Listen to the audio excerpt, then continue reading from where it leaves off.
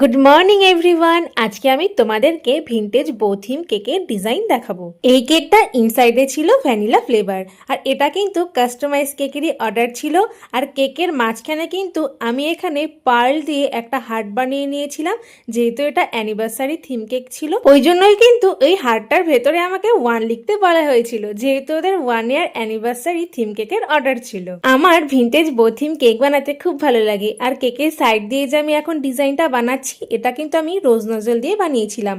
আর কেকের ওপর দিয়ে যে আমি সাইডের বর্ডারগুলো বানিয়েছিলাম, ওইগুলো কিন্তু স্টার নজল দিয়ে করেছিলাম। এই বউগুলো আমি কাপড়ের যে রিবন পাওয়া যায় ওইগুলো দিয়ে আমি আগে থেকে বানিয়ে রেখেছিলাম।